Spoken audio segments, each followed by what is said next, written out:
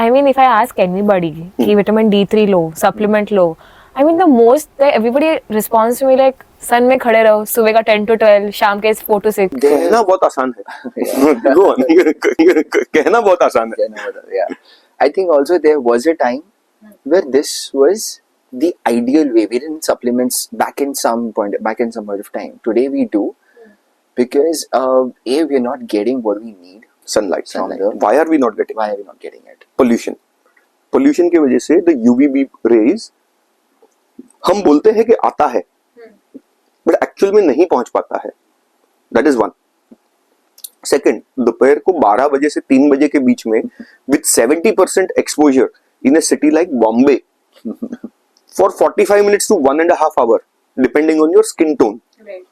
अगर आप सन बेथिंग रोज करने वाले हो तो आई विल से कि okay, let we will monitor through your blood work कि कितना इंक्रीजमेंट हुआ. बट हमने ये करवा के देखा, not in 1 or 2 people but hundreds of patients. And we were shocked. I'm like, बढ़ने के बदले उल्टा और कम हो गया, ये क्या हो रहा है? Yeah. Okay. So there was something fundamentally, there are factors which are now involved. There are genetic polymorphisms. There are underlying liver and kidney disease which are essential in the conversion of D3 in your body. अगर liver disease है, kidney disease है, grade 1 fatty liver आज की तारीख में हर किसी को हो चुका है, because of the toxicity in our food, because of our environment. Kidney disease, low grade, mild grade kidney disease आज अबाउट 30% पॉपुलेशन में देखने मिल रहा है. तो अगर वो आउट ऑफ बैलेंस है तो डी का एब्सॉर्प्शन नहीं हो रहा है, वो नहीं हो रहा है. Vitamin D is a master immunomodulator and tissue remodeller. So let's say when we say a tissue remodeler, you work out. Right. Yeah. Right. And gym की भाषा में हम क्या बोलते हैं, मेरा रिकवरी स्लो है यार, रिकवरी नहीं होता है, मैं तो सब खाती हूँ, सब प्रोटीन ले रही हूँ. वो रिकवरी करके देने वाला जो है मास्टर रीमॉडलर इज विटामिन डी. तो अगर वो उसमें सीवियरली डेफिशिएंट हो या उसको कंटिन्यूसली आप सप्लीमेंट नहीं कर रहे हो तो आपका रिमॉडलिंग नहीं होगा, रुक जाएगा. तो कोई आइडियल रेंज है जहाँ पे आप विटामिन D3 होना चाहिए?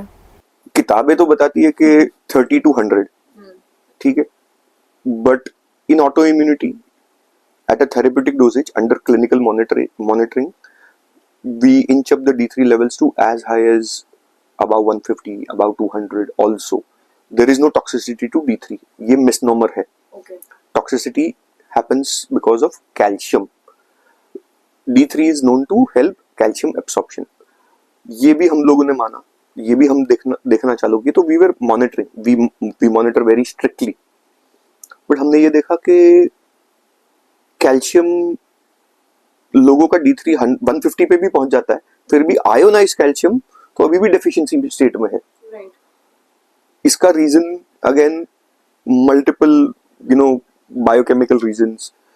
So we started fixing that also, but that is very technical. So we'll not go into that. वो कैसा है कि case to case, person to person depend करता है. But calcium is what can cause so-called toxicity. Now what is that toxicity? तो कि at best kidney stone हो सकता है, ठीक है, या टिश्यू में कैल्सिफिकेशन हो सकता है, आर्टेरियल कैल्सिफिकेशन हो सकता है. But there are methods of properly, continuously monitoring it, and in general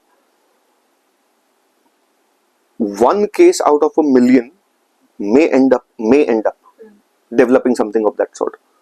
That variability is way too low to not help the other entire millions of people.